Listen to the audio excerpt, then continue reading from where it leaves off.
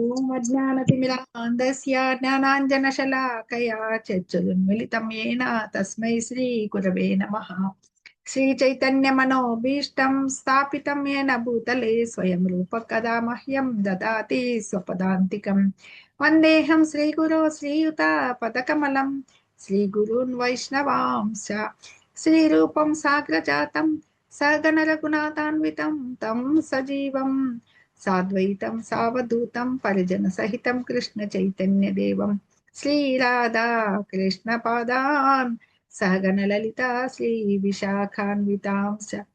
నమ ఓం విష్ణుపాదాయ కృష్ణ ప్రేష్టాయ భూతలే శ్రీమతే భక్తి వేదాంత స్వామినితి నామినే.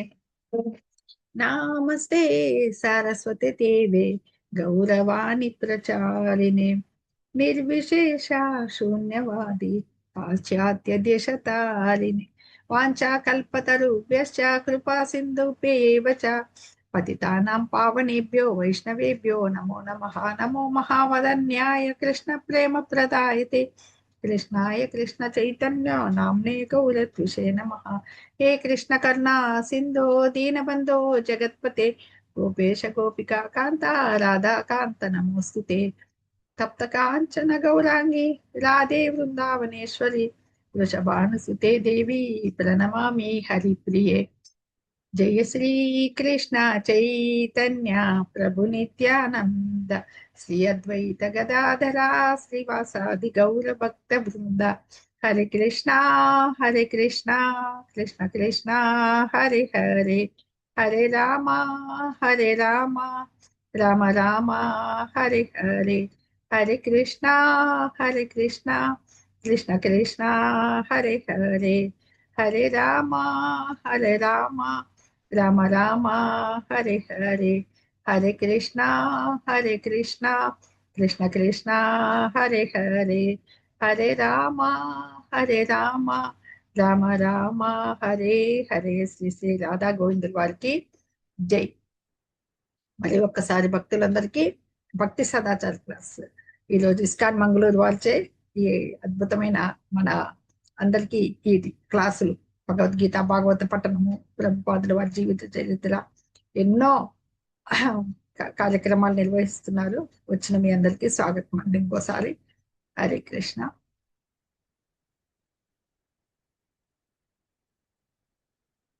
హరే కృష్ణ. మాతాజీ స్క్రీన్ కనపడుతోందా? ధన్యవాదాలు. ఇది చదవాలనుకున్న వాళ్ళు హ్యాండ్స్ రైజ్ చేయండి. గత 2 వారాల కిందట మనం చూసాం కదా, భక్తి వేదాంత స్వామి వారు అక్కడ చేరి ఆ బోరి ప్రాంతంలో ఉండడంలో కొద్దిగా ఇబ్బంది పాలై ఆయన ఇల్లు మారుతారు. అంతవరకు చూసాము. ఇప్పుడు చూస్తాం. హ్యాండ్స్ రైజ్ చేస్తారా ఎవరైనా చదవదలుచుకున్న వాళ్ళు? హరే కృష్ణ. మాతాజీ ప్రేయరే వస్తుంది, ఇదే వస్తుంది మాతాజీ. అడిగాను.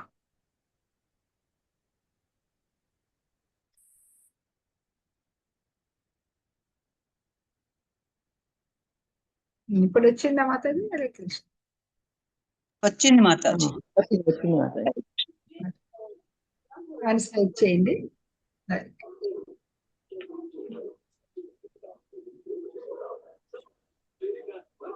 విత్తనాన్ని నాటడం అంటే భక్తి వేదాంత ప్రభుపాదుల వారు మనకి అక్కడికి వెళ్ళారు కదా బోస్టన్ లో.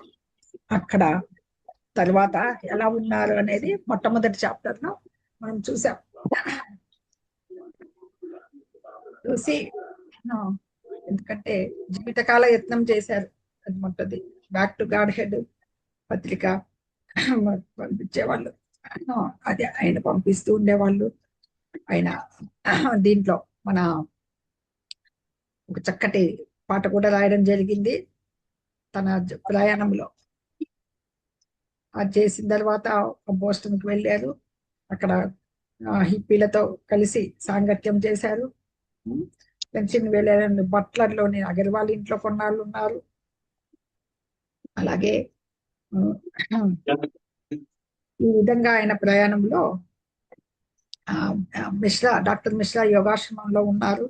తదుపరి మళ్ళీ మారారు ఆయన మారేసి వాటిసిన తర్వాత ఈ డ్రైవ్ మేడలో 14 అంతస్తులో, బోలీలో రివర్స్ సైడ్ డ్రైవ్ మేడలో 14 అంతస్తులో ఉన్న, బోలీలో మురికి వాళ్ళ చిన్న గదిలో ఉన్న ఆయన కర్తవ్యం ఏం పెట్టుకున్నారు? ముఖ్యంగా ఆయన శ్రీ కృష్ణ చైతన్య ఉద్యమాన్ని స్థాపించడం అనమాట. భాగవతాన్ని అప్పుడు ఆంగ్లంలో అనువాదం చేస్తూ ఉండేవారు. కృష్ణ మందిరం కోసమే ఎప్పుడు నిరంతరం ఆలోచిస్తూ, ఎందుకంటే ఆయన దృష్టి అంతా శ్రీకృష్ణుని సార్వభౌమ సందేశం. ఆయన దేవాది దేవుడు, ఈ సందేశం అందరికీ అందించాలి. న్యూయార్క్ నగరంలో ఎలాగా మందిరం నిర్మించాలి, ఇలాగా. అందుకు చుట్టూ గల పరిసరాలు ఆయన ఎప్పుడు ఇలా దాంట్లో ఉంటున్నాననే భావన ఆయనకి లేదు. ఇటుకలు చెక్కలతోనే కట్టబడిన దాంట్లో ఉండడం కాదు, కృష్ణుడు ఆశ్రయించి ఉన్నారు. చూడు ఎంత అద్భుతమైన ఆయనతో కృష్ణుడిని నేను ఆశ్రయించి ఉన్నాను అని చెప్పేసి, ఇప్పుడు విశ్వం అంతా కృష్ణుడిది అయినప్పుడు ప్రతి చోటు నా నివాసమే అనుకునేవాళ్ళు అనమాట. ఈ గోరి నుంచి వెళ్ళారు కదా ఈ ఒంటరి పోరాటంలో వెళ్తూ 6 అంతస్తులు అయిపోయిన తర్వాత ఇక్కడికి 2nd అవెన్యూ తర్వాత అక్కడికి వెళ్ళి అక్కడి నుంచి ఒక ఇల్లు మారారు. అది మనం ఇప్పుడు చూడబోతాం అనమాట. హరే కృష్ణ విత్తనాన్ని స్టార్ట్ చేయండి నీరజ మాతాజీ. హరే కృష్ణ. హరే కృష్ణ మాతాజీ. ఓం నమో భగవతే వాసుదేవాయ. ఒక్క నిమిషం.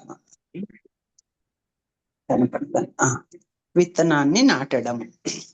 భక్తి వేదాంత స్వామి క్రొత్త ఇంటి చుట్టుపక్కల వారి భూరి ప్రాంతంలో ఉన్నంత అధ్వాన్నంగా లేకపోయినా పరిస్థితి నిశ్చయంగా విచిత్రంగానే ఉంది. వారి స్టోర్ ఫ్రంట్ కి అనగా అంగడి గది ఎదురుగా విజ్నర్ బ్రదర్స్ మరియు పేపర్ మెమోరియల్స్ వారి గుడ్డి వెలుతురులతో కూడిన కిటికీలలో నుండి సమాధిరాలు మసక మసకగా కనిపిస్తుంటాయి. విగ్నర్ బ్రదర్స్ కు ఉత్తరాన సామ్స్ భోజనశాల కలదు. దానికి పక్కనే AIR అని రాసి ఉన్నట్టి 4 అంతస్తుల పురాతన భవనం కలదు. ఆ తర్వాత బెంజేహోర్ వెడ్జ్ మాన్యుమెంట్స్ అనగా మరిన్ని సమాధిరాళ్ళు. చివరిగా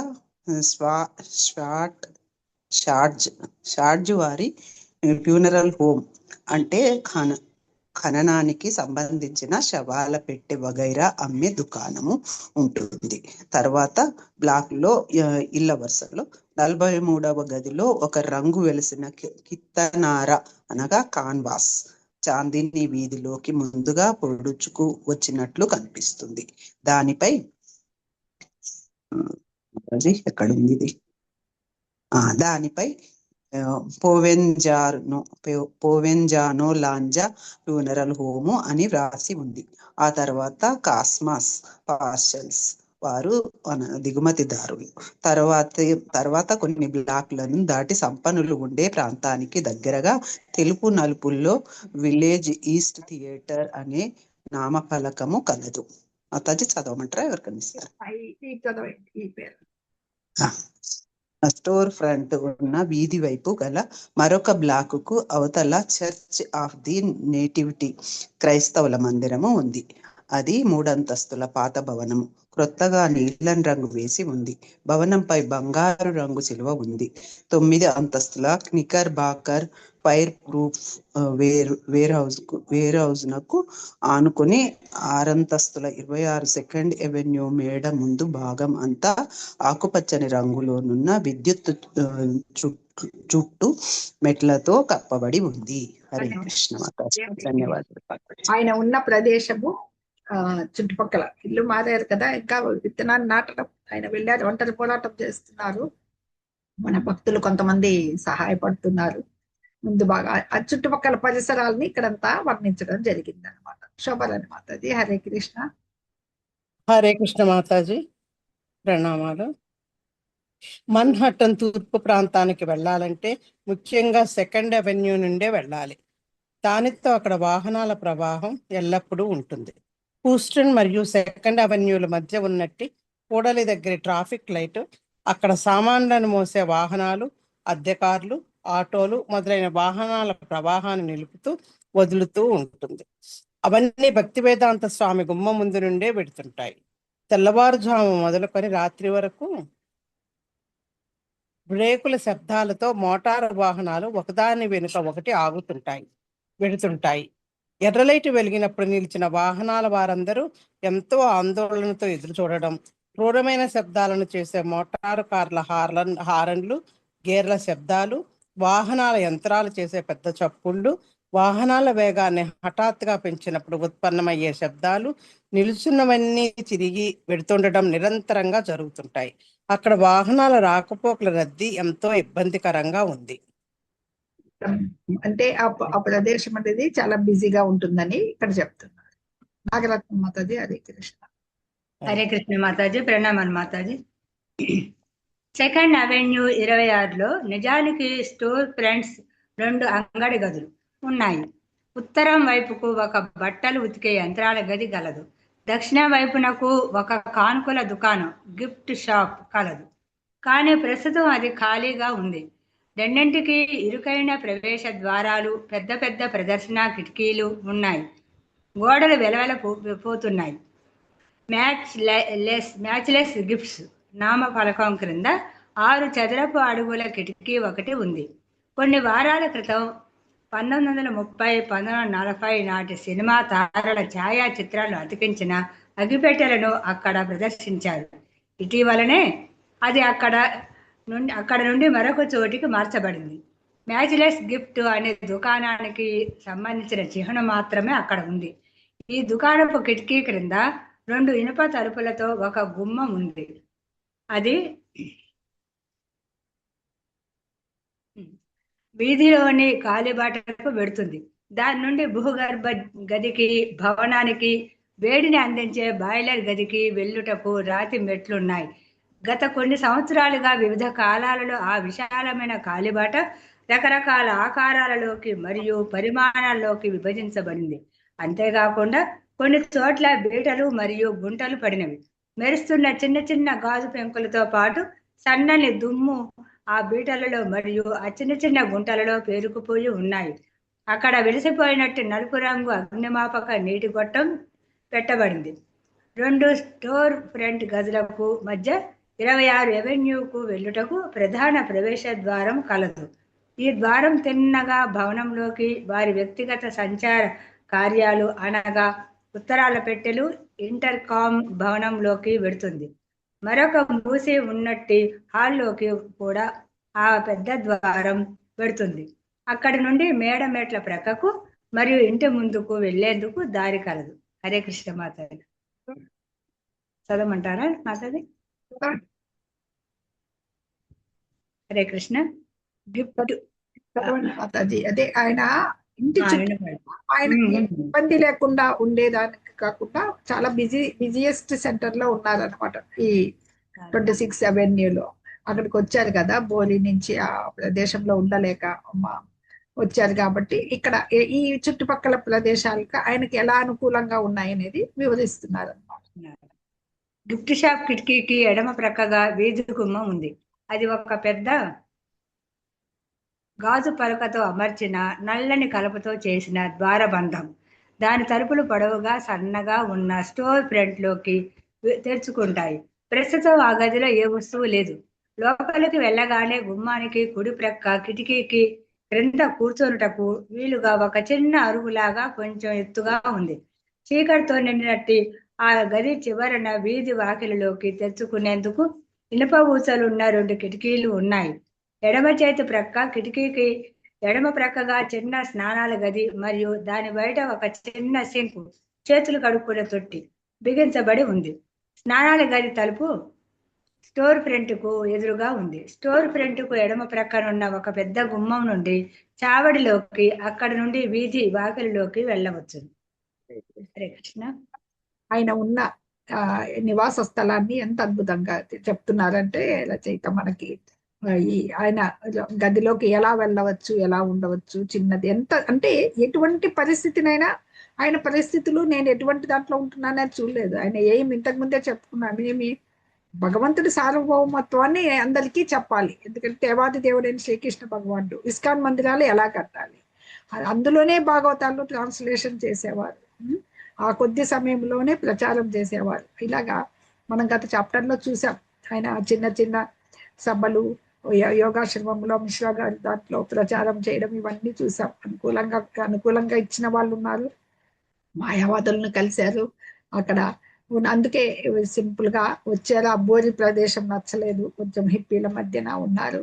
తదుపరి ఇక్కడికి వచ్చారనమాట. ఇక్కడి నుంచి ఏం చేశారనేది ఇప్పుడు చూడబోతున్నాం. రామాంజన్ మాతాజీ, హరే కృష్ణ. హరే కృష్ణ హరే ధన్యవాదాలు. కృష్ణ. వీధి వాకిలి అంతా కాంక్రీట్ తో చేసిన వివిధ క్షేత్ర గణిత ఆకృతులతో తీర్చదిద్దబడి అది పొదలతోనూ ఎత్తైన చెట్లతో చుట్టబడి ఉంది. అక్కడ వన విహార బళ్ళ, పక్షుల కొరకు పెట్టిన నీటి తొట్టె, ఒక ఇనుప స్తంభం పైన పక్షి గూడు ఉన్నాయి.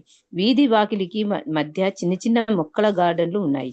వీటి వాకిలికి ఉత్తర దక్షిణ దిక్కులలో ఎత్తైన గోడలు ఉన్నాయి. ముందు మరియు వెనక 2 ఇండ్లు ఉన్నాయి. నీలాకాశం మాత్రమే కొంత హాయిని కలిగిస్తుంది. సెకండ్ అవెన్యూ 26 భవనం వెనుక భాగంలోకి చూస్తే అక్కడ 2వ అంతస్తులో భక్తి వేదాంత స్వామి గది భాగం కనిపిస్తుంది. వారు అక్కడే నివసిస్తూ అనువాదం మరియు పూజాధికారులను చేసుకునేవారు. బోరిలోని స్నేహితుల సహకారంతో వారు ఆ కొత్త ఇంటిని శుభ్రం చేసుకొని అక్కడ ఉండసాగారు. వెనుక గదిలో తన కార్యాలయాన్ని ఏర్పాటు చేసుకున్నారు. గోడకు పలుచని దిండును వేసుకున్నారు.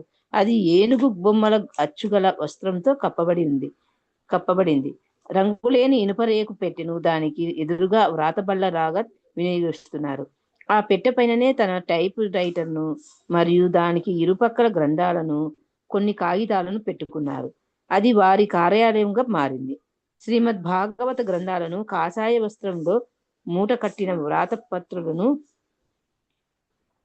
ప్రతులను, ఇంకా వారి వ్యక్తిగత కాగితాలను ఒక పెట్టెకు ఎదురుగా ఉన్న ఒక అరలో పెట్టుకున్నారు.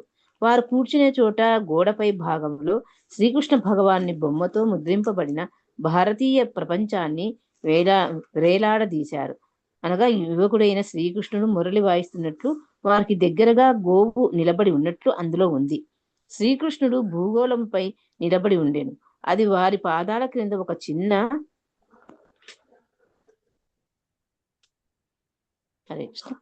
కొండలా చిత్రించబడింది. ఆ గది తూర్పు గోడకు 2 కిటికీలు ఉన్నాయి. వాటి నుండి చిత్రమైన రంగులతో శోభించే ఉదయకాలపు సూర్యకిరణాలు అగ్నిమాపక చెట్ల వరుసల పై నుండి ఆ గది నేలపై దాకా పడుతున్నాయి. హరే కృష్ణ. ఇది కూడా చదవండి. దాని ప్రతి గదిలో కాఫీ తాగేందుకు ఉపయోగించే సోకైన ఒక చిన్న బల్ల తప్ప మరేమీ లేదు. ఆ బల్ల ఇప్పుడు భక్తి వేదాంత స్వామి పూజా వేదిక అయింది. దానిపైన అద్దంలో బిగించిన శ్రీ చైతన్య మహాప్రభు మరియు వారి సహచరులు ఉన్నట్టు చిత్రపటాన్ని పెట్టుకున్నారు. గోడపైన ఒక భారతీయ పంచాంగాన్ని వేలాడదీశారు. దానిలో అనంత శేషుడు మరియు చతుర్భుజ మహావిష్ణువు రూపం చిత్రించబడి ఉంది. బోరీలో వలె ఇక్కడ కూడా వారు తమ బట్టలను ఆరవేసుకున్న కొరకు ఒక త్రాడును కట్టుకున్నారు. హరే కృష్ణ. ధన్యవాదాలు. ఆయన తన ఎక్కడికి వెళ్ళిన ఆ ప్రదేశాల్లో తన యొక్క నిరాడంబర సన్యాస జీవితానికి చూడండి, భగవద్భక్తి, తన వంట తనే చేసుకునేవారు. ఆ వంటకున్న బాక్సులు కూడా చెప్తారు, ఒకదాని మీద ఉడికించేవారు అని చెప్పేసి పెట్టుకునేవారు. తన వంట తనే చేసుకునేవారు, బట్టలు పిండుకునేవారు. ఎంత ఆ వయసులో అంత శ్రమ పడుతూ ఆయన తన అనుకున్న లక్ష్యం కొరకు ఎంత పోరాడారు. ఒక్కటే ఆయన విశ్వాసం ఏంటి, మనకు భగవద్గీత అంతా చెప్తుంది, భగవంతుడి మీద నమ్మకం, విశ్వాసం. నాతో శ్రీకృష్ణుడు ఉన్నాడనే భావనే ఆయనకి ముందుకు గురువాజ్ఞ, ముఖ్యంగా గురువాజ్ఞ పాటించారు ఆయన. సిద్ధాంత సరస్వతి గోస్వామి వారు చెప్పారు కదా ఆయన గురువులు. హరే కృష్ణ. కేశవ సుజాత మాతాజీ. హరే కృష్ణ మాతాజీ. 2 గదులు కొత్తగా రంగులు వేసి ఉన్నాయి. నేల శుభ్రంగా ఉంది. అది గట్టి కలపతో చక్కటి ఆకారంలో నిర్మించిన నేల. స్నానాల గది శుభ్రంగా ఉపయోగించుకునేందుకు వీలుగా ఉంది. చక్కగా అరలు మరియు బల్లలతో అమర్చబడిన చిన్న వంటగది ఉంది. కొన్నిసార్లు భక్తి వేదాంత స్వామి వంటగది కిటికీ దగ్గర నిల్చొని వీధి వాకిట్లి గోడ మీదుగా బయటకు చూస్తుండేవారు. వచ్చే నెల అద్దె గురించి చింతించకుండా వారు ఆ ఇంట్లోకి ప్రవేశించారు.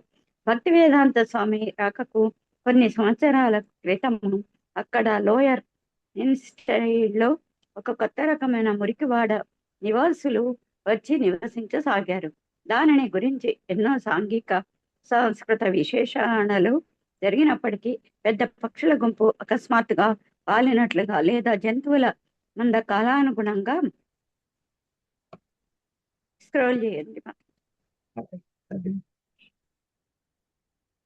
సంవత్సరాల తర్వాత కాలానుగుణంగా వలస వచ్చినట్లు వారెందుకు అలా అకస్మాత్తుగా వచ్చారు మరియు కొన్ని సంవత్సరాల తర్వాత వారెందుకు అదృశ్యమయ్యారు ఇప్పటికీ అర్థం కాని విషయంగా ఉండిపోయింది. చదవమంటారా మాతాజీ?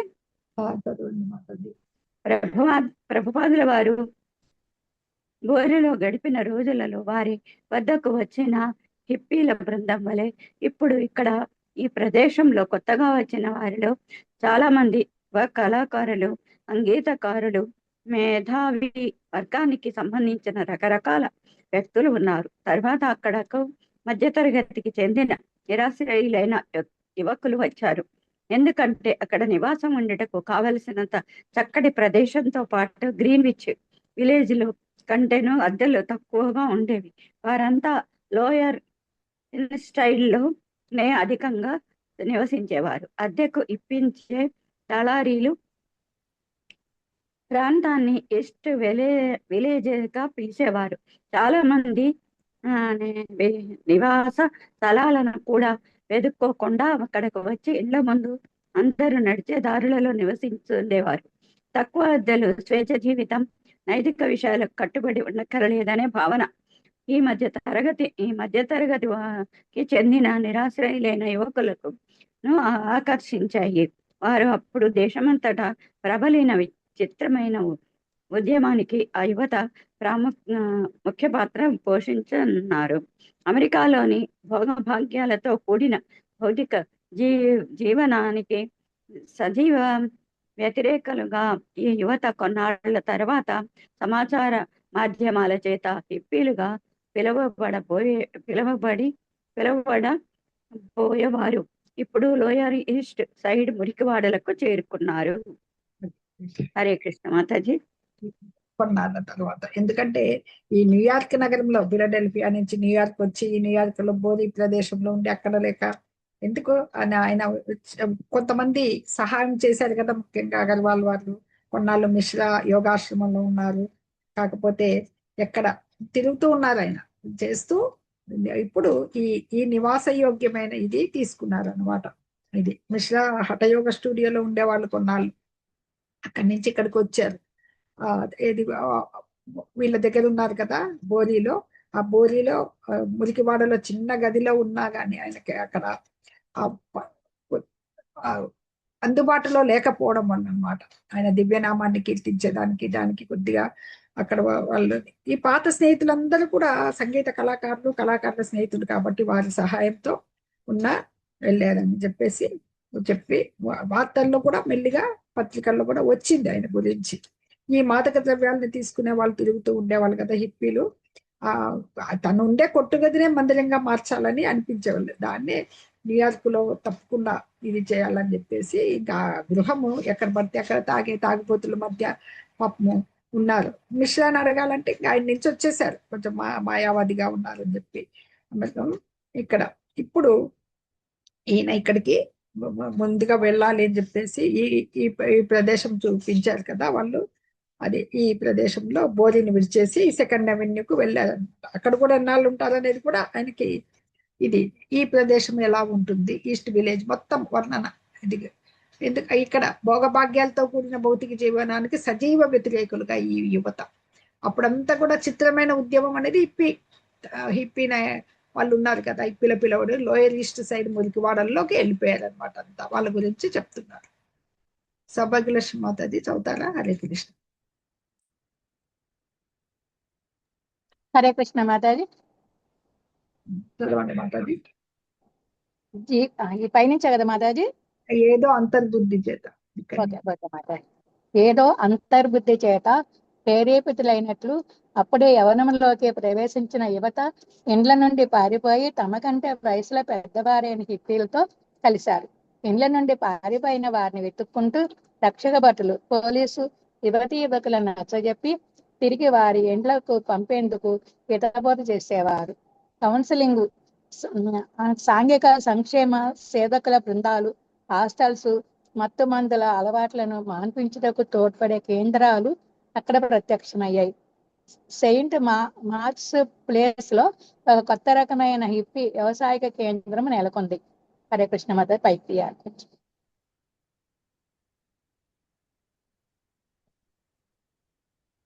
హిప్పీ దుస్తులు, రంగురంగుల కాదు, చిత్రపటాలు, సంగీత రికార్డులు, చిత్రలేఖన ప్రదర్శనలు, పుస్తక దుకాణాలు, సిగరెట్లను చుట్టుటకు ఉపయోగించే కాగితాలు, హిప్పీ దుస్తులు, రంగురంగులలోకి మారే దీపాలు, సైకోడెలిక్ లైట్లు మొదలైన హిప్పీలకు సంబంధించిన ప్రతి వస్తువును అక్కడ అమ్మసాగారు.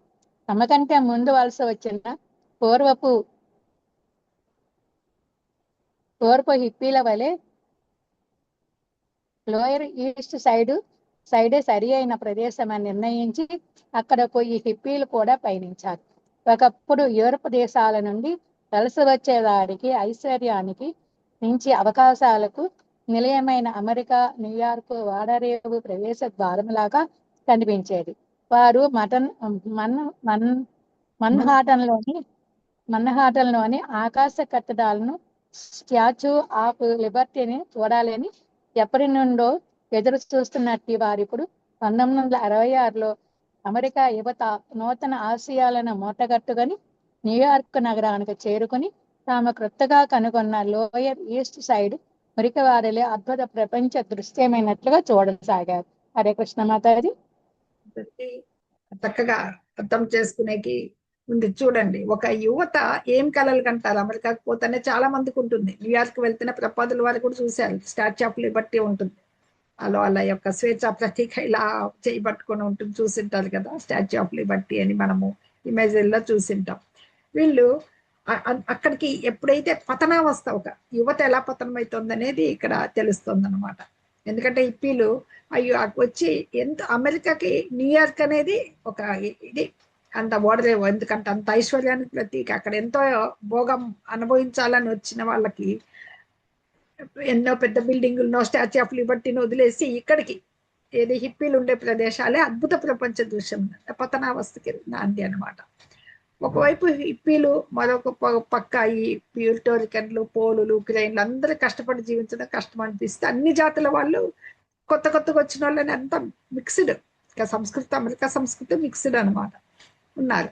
ఎందుకంటే అమెరికన్లు నిలదొక్కుకోవడానికి అభివృద్ధి చెందని తరతరాలుగా శ్రమించి వచ్చిన వాళ్ళందరూ కూడా దేశాంతర వాసుల కుటుంబాల నుంచి ఏదేమైనా ఆశయాల్లో భేదం ఉన్నా, అంటే ఇదంతా అమెరికా కల్చర్ గురించి మనకు చెప్తున్నారు. ఇక్కడ ఈ ప్రదేశాల్లో ప్రపాదుల వారు తన ఇస్కాన్ ఫౌండేషన్ కి ఎంత స్థాపించడానికి ఎంత కృషి చేశారు ఇట్లాంటి వాతావరణంలో అనేది మనకి ఇక్కడ అద్దంలో చూసినట్లుగా కనపడుతుంది అనమాట. ఇవి అంటే తర్వాత వాళ్ళకి మెల్లిమెల్లిగా ఆసక్తి పోయిందనమాట. పోయిన తర్వాత అంటే అమెరికాలో అప్పుడు ఉన్న ఇదంతా 1970 వరకు, 66 నుంచి 71 వరకు జరిగినప్పుడు వియత్నాం వార్ జరిగింది.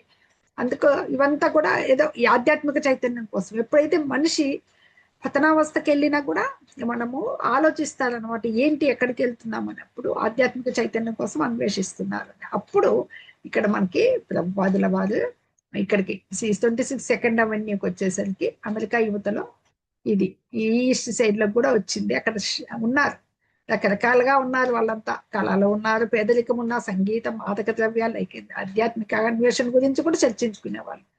ఇది అని చెప్పేసి అంటే వాటిని సేవించడం వల్ల, ఈ మాదక ద్రవ్యాలు అంటే మత్తు మందులు ఉన్నాయి కదా, వాటి వల్ల అప్పుడు మనకు అన్ని పోతాయి అనే భావనలో ఉన్నారన్నమాట, ఆ మత్తులో. అది ఇక్కడ మా యోగాభ్యాసం ఇవన్నీ కూడా కేవలం స్వేచ్ఛగా జీవించడం వల్లే మనకు ఆత్మ సాక్షాత్కారం పొందుతుంది అనుకునేవాళ్ళు అన్నమాట. విశాల హృదయం ఉంది కానీ మత్తు మందులు చేసేవాళ్ళు. కానీ వీళ్ళని మార్చేదానికి ఎన్నో ప్రయోగాలు చేస్తూ ఉంది అందరూనే. కానీ వాళ్ళ జీవితాలు ఎలా ఉన్నాయి, లక్ష్యరహితం. అంటే తర్వాత మెల్లిమెల్లిగా వాళ్ళు మార్గం జరగడం ఎలా జరుగుతుంది అనేది ఇక్కడ చూపిస్తున్నారు అనమాట. వీళ్ళ దైనందిన జీవితం పట్ల కొంచెం అసంతృప్తి ఉండేదన్నమాట. అది ప్రభుపాదుల వారికి ఇదంతా ఇంట్రడక్షన్ మనకి ఇదంతా ఎందుకు చెప్తున్నారంటే, ఆయనకి ఇంత అమెరికా అనగానే అప్పట్లో ఒక భూతల స్వర్గం అనేవాళ్ళు అనమాట. మన స్వర్గం ఎక్కడో ఉంటుందంట, అంటే భూమి మీద ఉన్న స్వర్గం 1960s బాగా డెవలప్డ్ కంట్రీ, అంత డెవలప్ అయ్యి ఎన్నో సౌకర్యాలు ఉన్నాయి కదా. దీంట్లో ఇంత అసంతృప్తులైనట్టు యువత ఉండడం చూసిన మన ప్రభుపాదుల వారికి చాలా ఆశ్చర్యం వేసింది అనమాట. ఈ భౌతిక సంపదలు, భోగభాగ్యాలు ప్రజల్ని ఆనందింప చేయలేవు. మనకు శాశ్వతమైన ఆనందం ఆధ్యాత్మిక చైతన్యం ద్వారా మనం ఎవరము, మనం భగవంతుడి నుంచి వచ్చాం. ఫస్ట్ మనం ఎవరము, మన భౌతిక ప్రకృతి ఎవరు, భగవంతుడు ఎవరు అనేది అన్వేషణ. అది మొట్టమొదట మనకి భగవంతుడికి ఉన్న సంబంధాన్ని, ఆత్మ మెయిన్ దేహాన్ని కాదు ఆత్మని తెలుసుకోవడం మనకు భగవద్గీత ప్రబోధం. ముందు భగవద్గీత అంటే ఏమీ పరిచయం చేయాలి కదా. ఈ భౌతిక సంపదలు, భోగభాగ్యాలను మనుషుల్ని ఆనందింపజేస్తాయి అని అనుకునేది భ్రమ అనమాట. ఈ యువత యొక్క వాతావరణం మొత్తము చూసిన తర్వాత ప్రభుపాదుల వారికి అది తెలిసి ఈ చుట్టుపక్కల ఆయన అదే రాశారు కదా, బోరో కృపా కోయిలే కృష్ణ అని రాశారు కదా. ఆయన తన ప్రయాణంలో జలదూతలు ఈ వీళ్ళని ఎలాగా కృష్ణ వీళ్ళని లాగేది, తన ఆవేదన అంతా ఆ పాటలో మనకు తెలుస్తుందన్నమాట. ఈ చుట్టూ ఉన్న ఈ విషాదానికి కారణం ఈ సాంఘిక, రాజకీయ, ఆర్థిక, సాంస్కృతిక కారణాలనే దృష్టితో చూడలేదు ఆయన. వాళ్ళకి ఈ మురికివాడల దుర్భర పరిస్థితులు కానీ, యువకుల తిరుగుబాట్లు కానీ గొప్ప ప్రధాన విషయాలుగా అనిపించలేదు. ఇవన్నీ ప్రపంచంలో ప్రతి చోట దుఃఖ లక్షణాలు. దుఃఖాలయమా శాశ్వతం అన్నారు కదా భగవంతుడు ఈ భౌతిక జగత్తులో. దుఃఖ నివృత్తికి ఏం చేయాలి? ఇప్పుడు దుఃఖం ఉంది, దానికి మనకు ఒక జబ్బు చేస్తుంది, దానికి మన డాక్టర్ ఒక ఔషధం ఇస్తాడు, మన మెడిసిన్ మనకు ప్రిస్క్రిప్షన్ లో రాసిస్తారు. అది కృష్ణ చైతన్యము, అది ప్రభుపాదుల వారి ఎయిమ్ అనమాట. అంటే ప్రతి ఒక్కరి దుఃఖాలని చూసి ఆయన బాధపడ్డారు అనమాట. ఎలాగైతే నైమిషారణ్యంలో ఋషులు కలియుగంలో రాబోయే విపత్తుల్ని తలుచుకునే జనులు ఎంత మందభాగ్యులని తెలుసుకొని వాళ్ళు ఒక పెద్ద యాగం చేయాలి, యజ్ఞం చేయాలని, ఏళ్ళు నిర్వహించాలని చెప్పేసి వాళ్ళు సంకల్పిస్తారు. అలాగే ప్రభుపాదుల వాళ్ళు ఈ ప్రతి ఒక్కరి దుఃఖాలు చూసి బాధపడ్డారు. ఆయనకి పరిష్కారం తెలుసు, అది ప్రపంచ విశ్వవ్యాప్తమైన పరిష్కారం వాళ్ళకి తెలుసు అన్నమాట. ఈ కాకముందు ఈ యువత ఉద్యమం ఆయనకి ఈ రకరకాలమైన వీళ్ళ మధ్యలో నివసించే పథకాలు ఇవన్నీ కూడా ఆయన ఏమీ చేసుకోలేదు. కలకత్తా నుంచి వచ్చి 10 నెలలు అయింది. ఆయన ఒక చోటు నుంచి ఒక చోటికి మారినా ఆయన శ్రీకృష్ణ సంకల్పమే అనుకున్నారు, కానీ తన గురువు యొక్క ఆదేశానుసారం వచ్చారు ఆయన. ఈ బోరి ప్రాంతం లాంటివి ఉన్నా కానీ, ఇక్కడ లోయర్ ఈస్టేల్లో ఉన్నా, ఎక్కడ మారినా కానీ, ఎవరింట్లో ఉన్నా కానీ ఆయన లక్ష్యం ఒక్కటే. ఎందుకంటే ఆ కృష్ణ చైతన్యం అందరిలోనూ తీసుకొని రావడం అనమాట. అది ఆ సంకల్పము తోటే ఈయన రావాల్సి వచ్చింది. ఈ పరివర్తన ఇప్పుడు మెయిన్ గా ఆయన్ని ఆదరించడానికి యువతలో వచ్చిన అప్పుడేమో ఆందోళన, వాళ్ళలో కలిపిన ఒక సందిగ్ధ అవస్థ అన్నమాట అప్పుడున్నది. ఆ దేశాన్ని యుద్ధాలు చేయడము, ఆ మత్తు మందుల ఇది మాకేం కావాలో తెలుసుకోకపోవడము, అది మెయిన్ గా అందులో అదే సమయంలో ఈయన అక్కడ ఉండి చేసిన ప్రచారం, ఎందుకంటే నిజమైన ప్రచారం, దేవదేవుని గురించి తెలపడం, ఆ ఆధ్యాత్మిక చింతన అనేది వాళ్ళని ఆకర్షింపజేసింది అన్నమాట. నిజానికి ఇది ఎందుకు వచ్చింది? ఈ ఉద్యమము ఇంతకు ముందే చెప్పుకున్న కలియుగ దుష్ప్రభావం అన్నమాట. చాలా కష్టమైన కాలం ఇది. ఎందుకంటే ఏ ఆధ్యాత్మిక గురువు కూడా మన భారతదేశం దాటి వెళ్ళలేదు, వెళ్ళి భక్తి ప్రచారము చేయలేదు, వైదిక సంస్కృతి నెలకొల్పాలని తలపెట్టలేదు. మొట్టమొదటి ప్రభుపాదుల వారే చేశారనమాట. అందుకని తన కార్యము చాలా కష్టమైందని భావించారనమాట.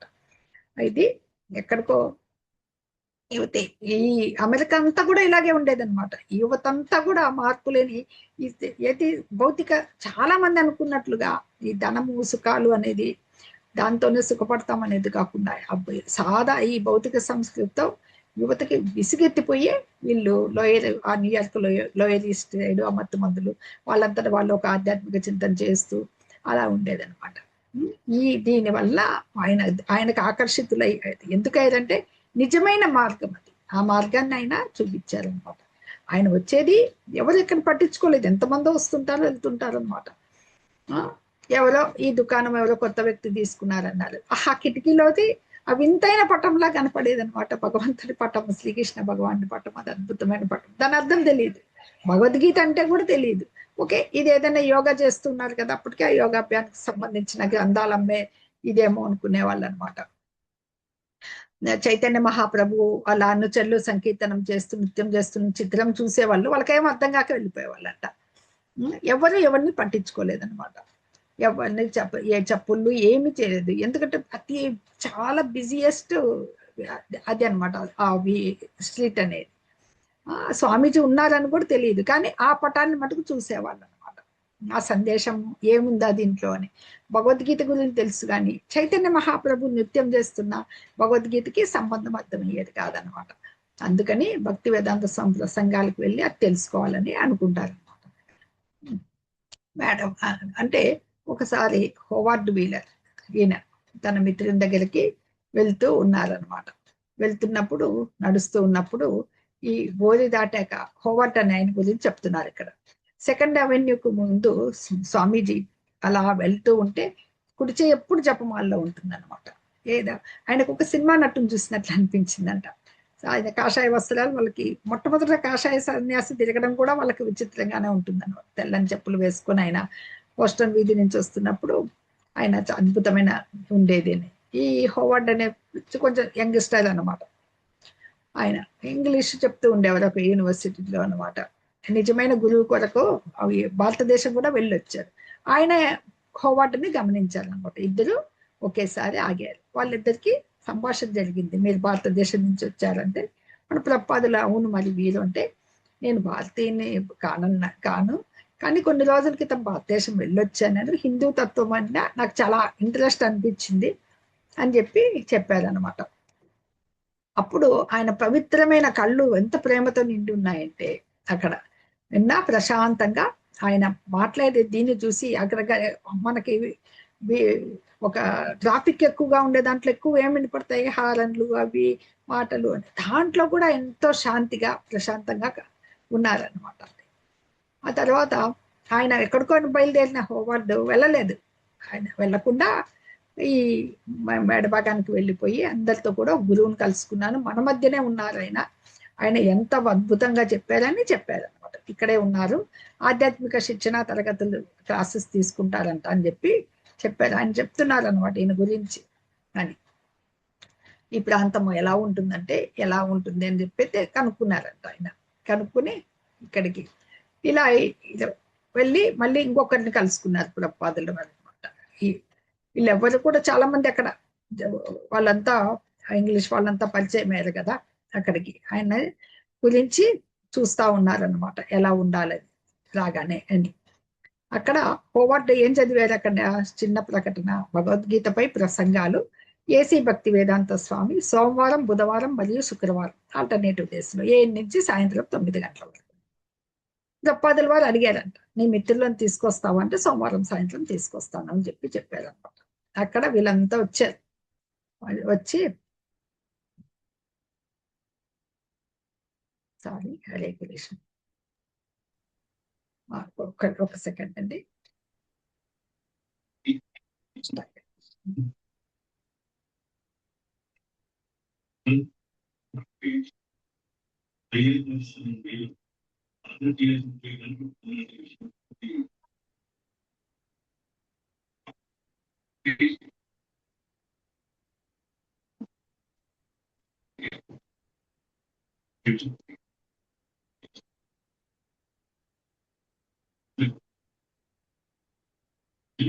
ఇది కొంచెం స్టక్ అయింది మాతాజీ, ఇది తర్వాత చూద్దాం.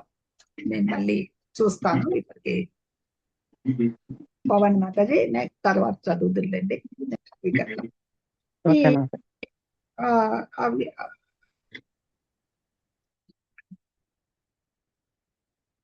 ఇప్పుడు హరే కృష్ణ మహామంత్రం గురించి ఆయన ఇప్పుడు కూర్చున్నారు కదా, ఆయన కూర్చుని వీళ్ళంతా వచ్చారు కదా, ఆయన వాళ్ళంతా గమనించడం జరిగింది. ఆయన యొక్క ఎలా ఉన్నారంటే ధ్యాన ముద్రలో ఉన్న బుద్ధుల్లాగా కనపడ్డారంట. వాళ్ళకి శరీరం నిటారుగా ఉంది, తేజస్సు అత్యద్భుతమైన తేజస్సు. ఆయన నిరంతర కృష్ణనామ జపంలోనే ఉంటారు కదా, తీర్చిదిద్దిన వైష్ణవ తిలకం ఉంది.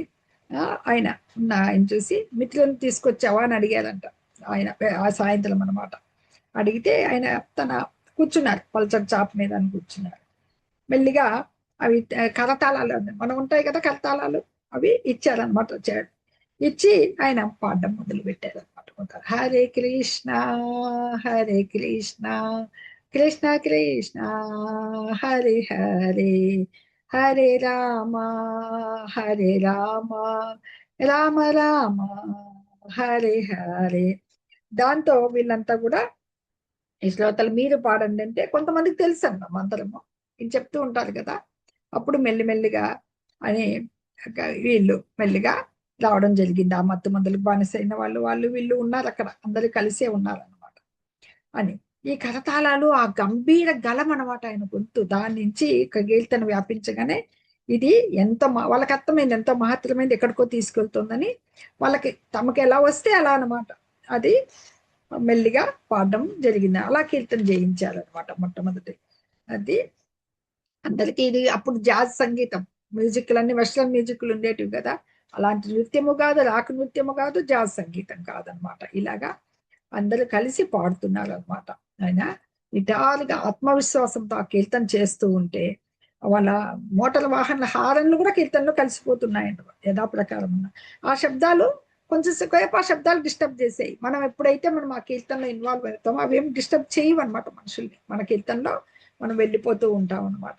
అలా పాడుతూ ఉంటే మిగతా బృందం కూడా పాడుతూ ఉంటే మొట్టమొదట ఎలా స్టార్ట్ అయింది, కొంచెం బలహీనంగా అస్తవ్యస్తంగా, అంటే వాళ్ళకి తెలియదు కదా. అలా పాడిన తర్వాత దీంట్లో రహస్యం అర్థం కాగానే ఈయన వాళ్ళకి ఏమనిపించిందంటే ఏదో మమ్మల్ని అజ్ఞాత లోకంలో తీసుకెళ్ళి ఒక మార్గదర్శకుడు దొరికాడు అని చెప్పేసి వెళ్ళిపోయిందన్నమాట.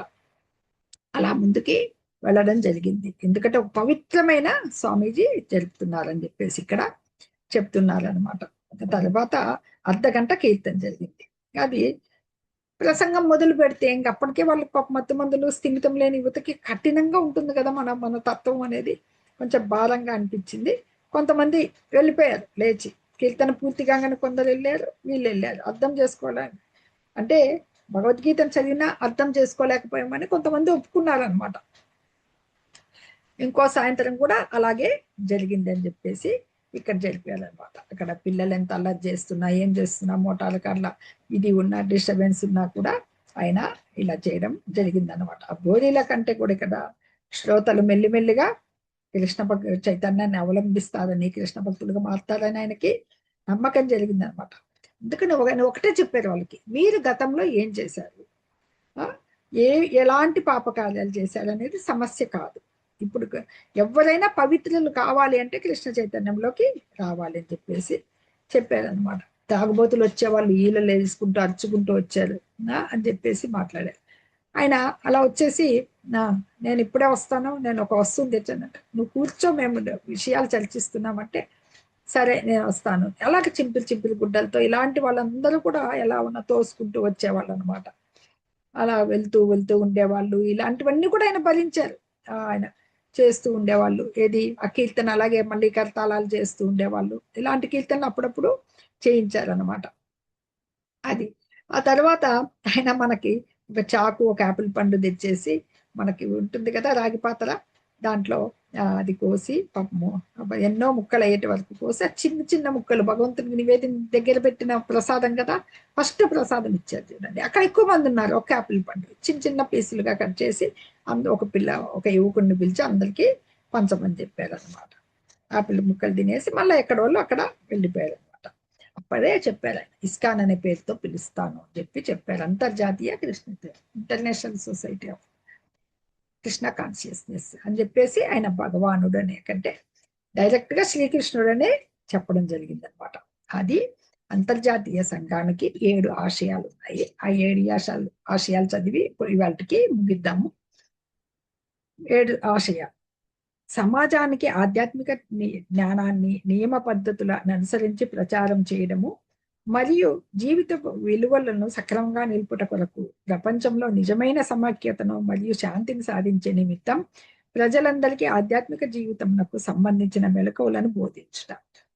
రెండోది వచ్చి భగవద్గీత, భాగవతంలో ప్రతిపాదించబడిన కృష్ణ చైతన్యాన్ని ప్రచారం చేయడం, భాగవత ధర్మాన్ని ప్రచారం చేయడం అన్నమాట. ఏదైతే మూడవది సంఘంలో సభ్యులను ఒక దగ్గరకు తెచ్చి పరమ పురుషుడైన శ్రీకృష్ణుని సమీపంకు తీసుకువెళ్ళడం. సన్నిహితులను చేయటం ద్వారా ప్రతి జీవాత్మ దేవాది దేవుణ్ణి శ్రీకృష్ణునిలో గుణైక్యాన్ని కలిగి ఉండుననే భావాన్ని సంఘ సభ్యుల్లో సకల మానవుల్లో కలిగించుట. భగవంతుడు ఎవరు? మనం కూడా భగవత్ స్వరూపలమే, ఆయన అంశలం. గుణైక్యం చెంది ఉంటాం. అంత ఆయనకు బంగారు గని అయితే మనం ఆ బంగారం నుంచి వచ్చిన చిన్న రవ్వ గని అంతా రవ్వ అంత, రెండు గుణంలో ఒకటే, కానీ ఎప్పటికీ ఆయనతో ఏకము, అంటే క్వాంటిటీ రీత్యా ఆయనతో సమానం కాలేమన్నమాట. అలాగే సంకీర్తనోద్యమం గురించి బోధించడం, ప్రోత్సహించడం, చైతన్య మహాప్రభువు బోధించినట్లు హరినామ సంకీర్తనని ప్రోత్సహించడం, ఇది 4వది అనమాట. ఈ ఇస్కాన్ సభ్యులు సమాజం అంతటి కొరకు దివ్యలీలా ప్రదేశాలు నిర్మించి శ్రీకృష్ణ భగవానికి అంకితం ఇచ్చుట. అవి మందిరాలు అన్నమాట. అంతే. ఎందుకు? ఈ సమాజంలో ఉన్న వీళ్ళందరి కోసం అన్నట. నచ్చి ఆ రోజు వచ్చి అతి సరళమైన మరియు అతి సహజమైన జీవన విధానాన్ని బోధించే నిమిత్తం సభ్యులను పరస్పరం పరిచయం చేయటం. భగవద్గీత ఎంత నిరాడంబరంగా ఉన్నారు ప్రభుపాదుల వాళ్ళు. ఎటువంటి పరిస్థితుల్లో చిన్న ఎలాంటి సౌకర్యాలైన చీకటి గదుల్లో కూడా ఆయన ఉండేవాళ్ళు. ఇప్పీల మధ్యలో ఉండేవాళ్ళు, తాగుబోతుల మధ్యలో తిరిగేవారు, వాళ్ళందరినీ భరించేవాళ్ళు, వాళ్ళ మాటల్ని ఇన్ని ఒక్కొక్క ప్రదేశం మారుతూ వచ్చారనమాట. కానీ తన కర్తవ్యాన్ని ఎప్పుడు తన లక్ష్యాన్ని మర్చిపోలేదు, వెనుకాడలేదు. నాతో భగవంతుడు ఉన్నాడనే భావన ఆయన్ని ముందుకు నడిపించింది. ఈ రకంగా చెప్పిన ఈ ప్రయోజనాలను సాధించేదానికి పుస్తకాలు మరియు ఇతర రచనలు ప్రచురించి వాటిని వితరణ చేయటం ముఖ్యంగా అదనమాట. ఇవన్నీ కూడా ఆశయాలు. ఇక్కడ ఇస్కాన్ ప్రయోజనాల గురించి సభ్యులు ఏ రకంగా భావించినా అవి మాత్రం తప్పకుండా జరుగుతాయి అనేసి ఇవి పెట్టారు. నిజమే. కొందరు పెట్టకముందే కొందరు డిస్కరేజ్ చేసే వాళ్ళు ఉంటారు, అవుతుందా, ఇది సాధ్యమా అని. కానీ ఆయన ఎప్పుడు రాబోయే సత్యాలే ఇవి ఖచ్చితంగా జరుగుతుందనే నమ్మకంతో ఉండేవాళ్ళు అనమాట. అది వాళ్ళు అప్పుడు ఒకసారి 1965లో ఆయన ఒక సబ్వే ఉంటాయి కదా కింద, దాంట్లో కండక్టర్ ఉంటారు లూబెన్. ఆయన ఆ మాన్హట్టన్లోని ఒక పార్కులకు కలిసినప్పుడు ఈ విధంగా గ్రహించాడంట. ఆయన ఏమని, తప్పకుండా భక్తులతో కిటకిటలాడే కృష్ణ మందిరాలు నిర్మించబోతున్నట్లు మనస్సులో ఆయనకి ముందే తెలిసిపోయేదంట.